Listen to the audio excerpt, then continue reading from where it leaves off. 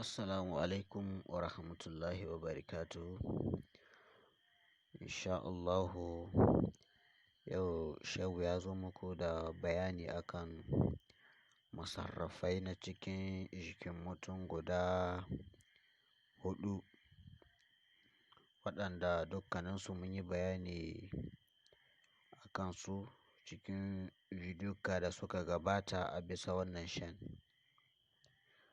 To yau saboda akwai waɗansu da suke ɗan alaƙa da juna a cikin hudun, muka ɗauko su gaba ɗayansu hudu za mu yi ɗan takaitaccen bayani a kansu a tare kamar resume kuwa insha Allah.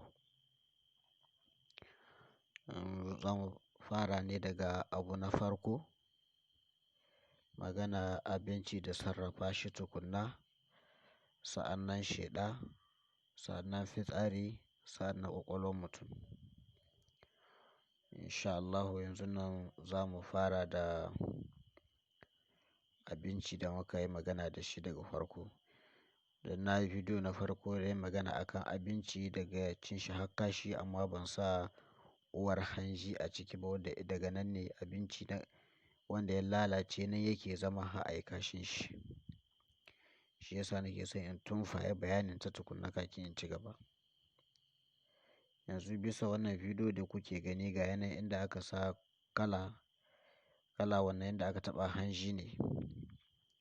Bayan ka ciwo abinci ka ƙare kyawu cikin hanji, to nan uwar hanji ga ta, ita ban yi bayani da ita akan ta ba bidiyo da ya gabata wanda na yi akan abinci kawai. Wannan ita ce uwar hanji, wanda abinci bayan hau cikin hanji mai kewaye ta mara kyau wanda yake zama kashi nan yake zama kafin yin kashi insha Allah. To wannan ita ce uwar hanji mai kala wannan da kuke gani.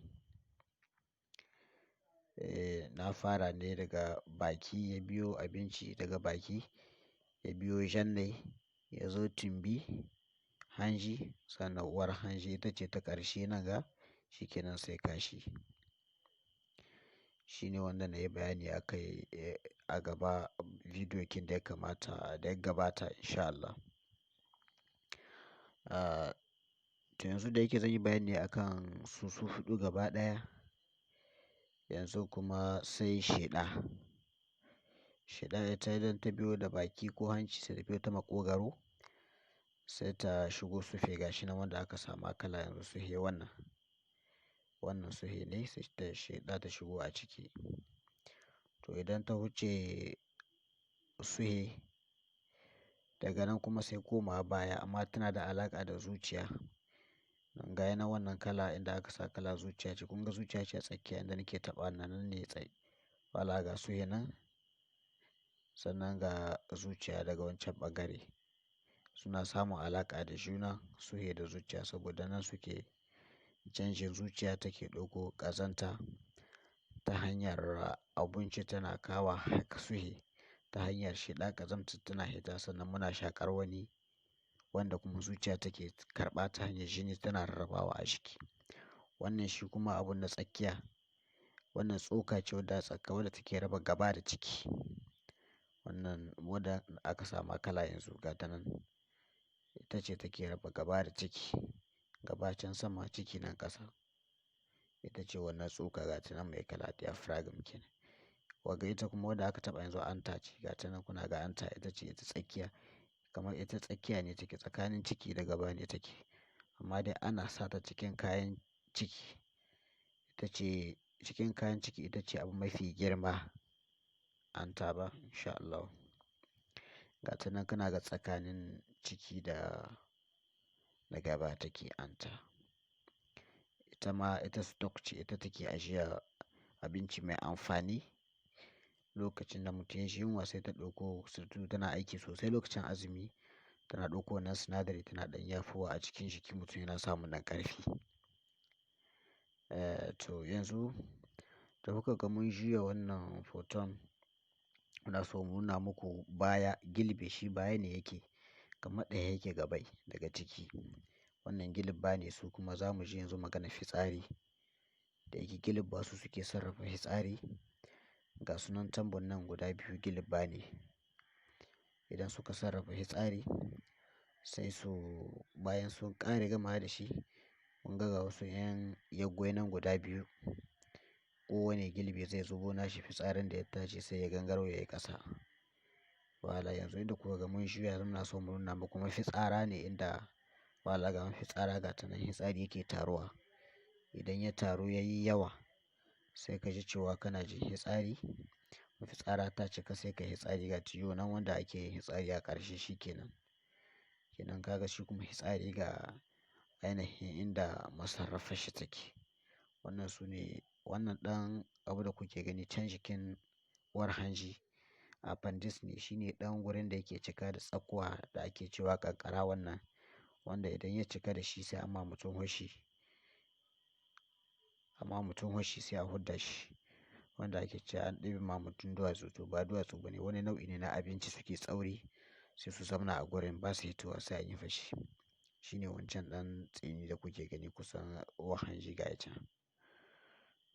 To yanzu bayan wannan bayani na wannan shi appendix kin sai bayani akan wannan gland da kuke gani ga yana wanda aka sama kala shi kuma kamar tsaro ne. Su ne cikin abun daga amfanin jiki. Idan ka ga nan kusan wuyanka sun ɗan ƙaba to ko ba ka jin rashin lafiya wani waje to akwai wani abu da ke damun ka. Wannan shi kuma ɓoto ne wanda aka sama kala yanzu. Ɓoton mutum wanda shi duk wani sako ta nan yake zuwa. Shi ne gidon. Da ka san mota ce ba ta da gidon indai mutum ƙwaƙwalwar shi bai da ƙwaƙwalwa ta yi ƙwarai to akwai matsala. Wannan shi ne gidon. Yanzu wannan na baya can ƙasa da aka taɓa shi ne ɓoɓuwa.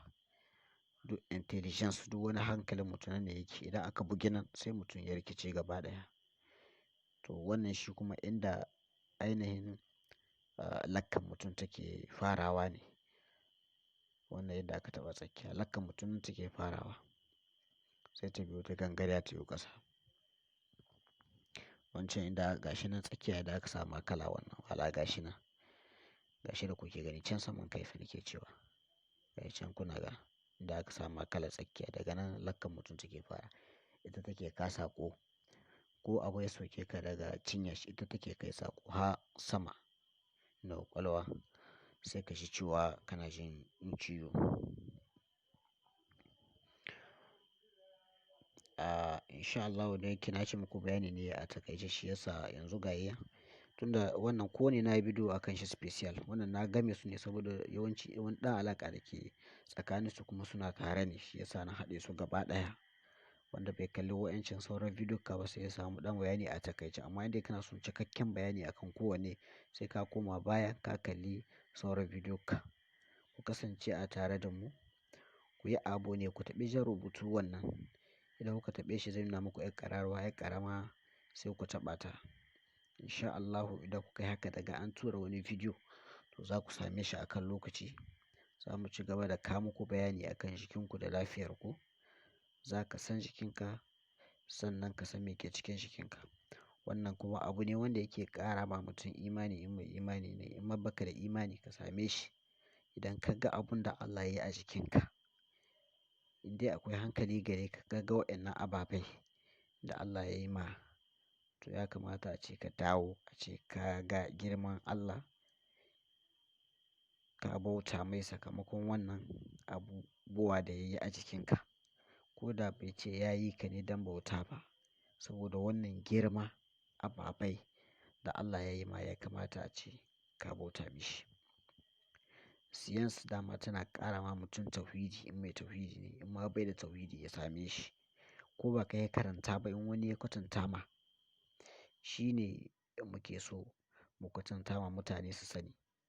Ya kamata kowanne daga cikinku ya san wannan. Allah ya taimake mu gaba ɗaya. Ku riƙa ba mu ƙwarin gwiwa akan wannan shan in sha Allahu.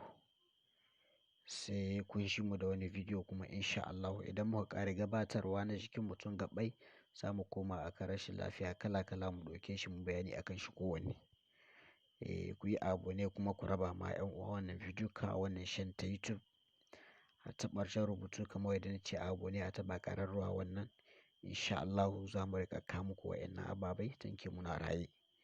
bi iznillahi. Assalamu alaikum wa rahmatullahi wa barakatuh.